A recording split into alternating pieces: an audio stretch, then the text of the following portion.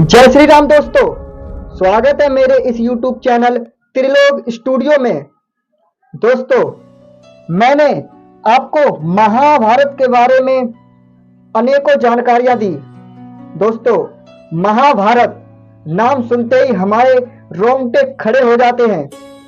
दोस्तों, महाभारत में जितनी खून की नदियां बही हैं, उतनी कभी विश्व युद्ध में नहीं बही हैं।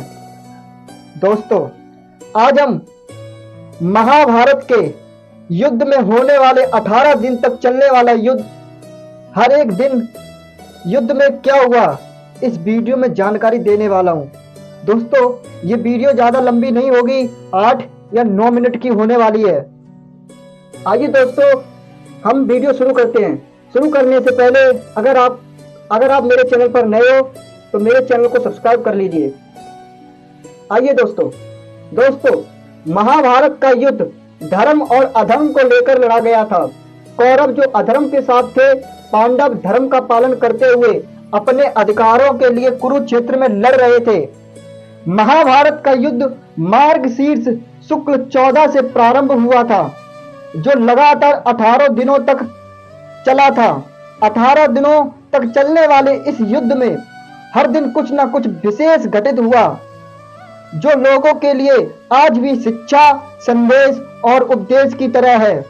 आइए जानते हैं कुरुक्षेत्र की रणभूमि में 18 दिनों में क्या क्या घटित हुआ। दोस्तों, महाभारत का पहला दिन। नंबर 1, महाभारत के प्रथम दिन पांडव और उनकी सेना को भारी हानि हुई थी। पहले दिन कौरवों ने पांडवों पर बढ़त बना ली थी, लेकिन बावजूद इसके विराट नरेश के पुत्र उत्तर और श्वेत को शल्य और भीष्म ने मार दिया। भीष्म पितामह ने पांडवों के कई सैनिकों को मृत्यु की नींद सुला दिया।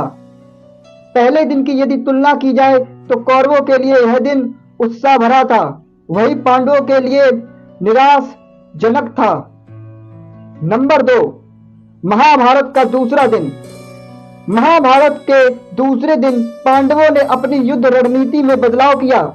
दूसरे दिन द्रोणाचार्य ने धृष्टद्युम्न को कई बार पराजित किया। इतना ही नहीं, भीष्म ने अर्जुन और श्री कृष्ण को भी कई बार चोट पहुंचाई।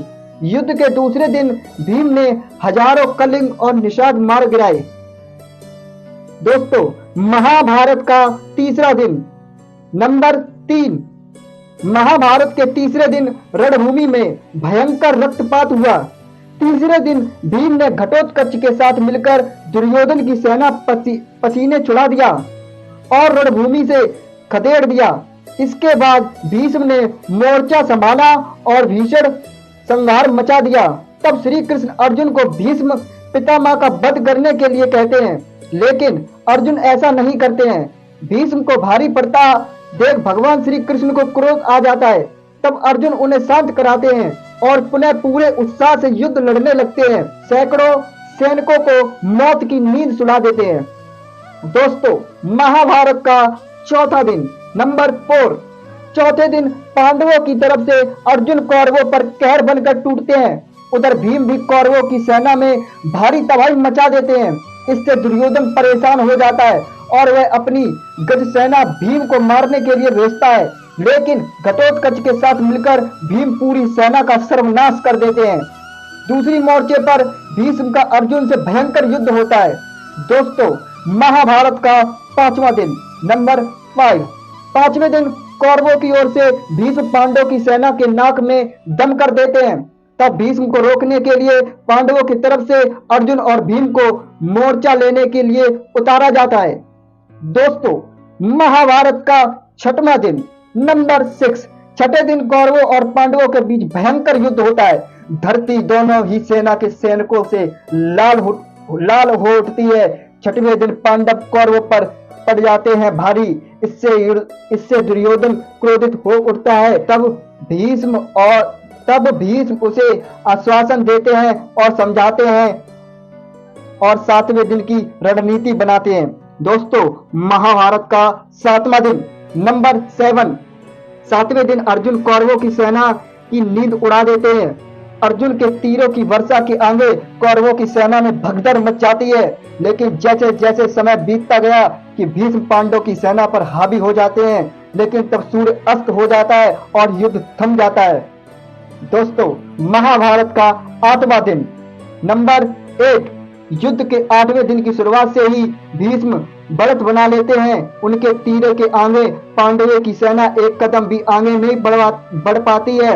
लेकिन इसी बीच भीम धृतराष्ट्र के 8 पुत्रों का वध कर देते हैं। राक्षस अम्बलुस अर्जुन पुत्र इरावन का वध होते ही खलबली मच जाती है। घटोत्कच दुर्योधन को अपनी माया से परेशान करता है, लेकिन तब भीष्म की आज्ञा से भगदत्त घटोत्कच भीम युधिष्ठिर और पांडवों के सैनिकों को पीछे धकेल देता है।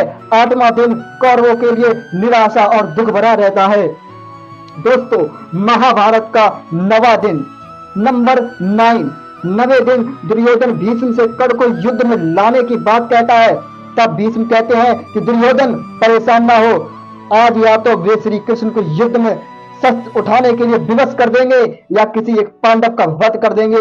भीष्म पांडवों का भयंकर नुकसान करते हैं। इससे युद्ध में भीष्म को रोकने के लिए श्री कृष्ण को अपनी प्रतिज्ञा तोड़नी पड़ती है और वे शस्त्र उठा लेते हैं। इस दिन भीष्म पांडवों की सेना का बहुत नुकसान करते हैं। दोस्तों, महाभारत का 10वां दिन। नंबर 10।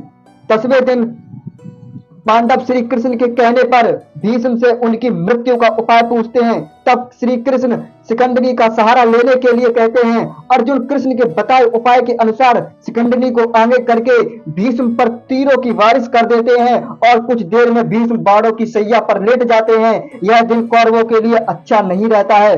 दोस्तों, महाभारत का 11वां दिन। नंबर 11।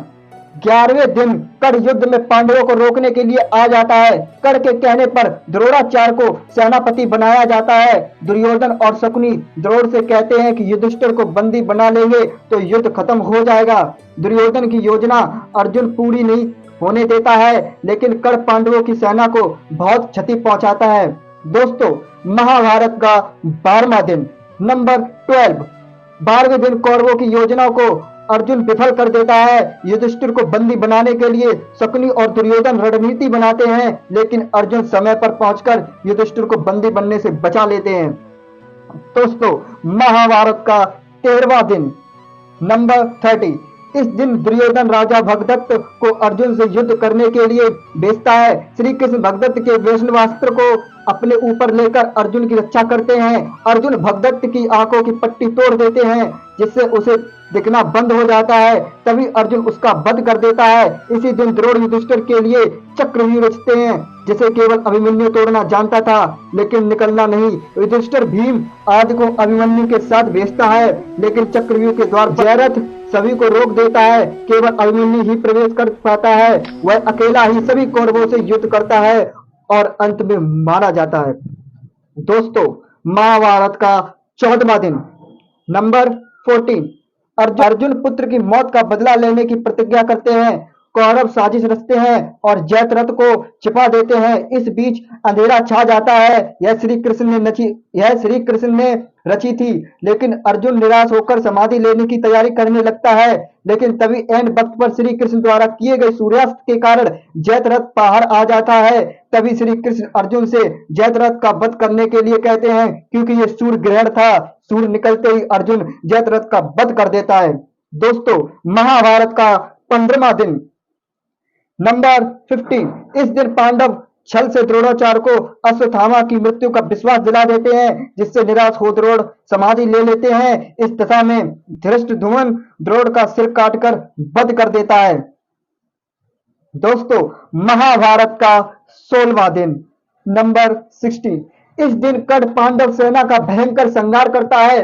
कर्ण नकुल सहदेव को हरा देता है, लेकिन कुंती को दिए वचन के कारण उन्हें मारता नहीं है। भीम दुशासन का वध कर देते हैं और प्रतिज्ञा को पूरी करते हैं। दोस्तों, महाभारत का 17वां दिन। नंबर 17। 17वें दिन कर्ण भीम और युधिष्ठिर को हरा देता है, लेकिन कुंती को दिए वचन के कारण उन्हें मारता नहीं। युद्ध में कर्ण के रथ का पहिया भूमि में धंस जाता है। तब कर्ण पहिया निकालने के लिए नीचे उतरता है और उसी समय श्री कृष्ण के कहने पर अर्जुन कर्ण का वध कर देता है। दोस्तों, महाभारत का 18वां दिन। दोस्तों, यह महाभारत का लास्ट और उस दिव्य घटना का 18वां दिन है। इस दिन महाभारत का अंत हो गया था। आइए दोस्तों, क्या हुआ था जानते हैं। इस दिन भीम दुर्योधन के शेष भाइयों को मार देते हैं। उधर सहदेव शकुनी को मौत के घाट उतार देते हैं। अपनी पराजय मानकर दुर्योधन एक तलब में छुप जाता है, लेकिन पांडव उसे ललकारते हैं और भीम से उसका गदा युद्ध होता है। भीम छल से दुर्योधन की जंघा पर प्रहार करते हैं। इससे दुर्योधन की मृत्यु हो जाती है। दुर्योधन की मौत होते ही पांडव विजयी हो जाते हैं। कि आप उन लिंक पर क्लिक करें और कर्ण की संपूर्ण जानकारी लें, जो कि आपको आज तक किसी भी यूट्यूबर ने नहीं बताई होगी। दोस्तों, अगर मेरी यह वीडियो और मेरे सारे पार्ट आपको अच्छे लगे हो तो मेरे चैनल को सब्सक्राइब करें और मेरे चैनल को शेयर करें, लाइक करें। जय श्री राम दोस्तों। हर हर महादेव।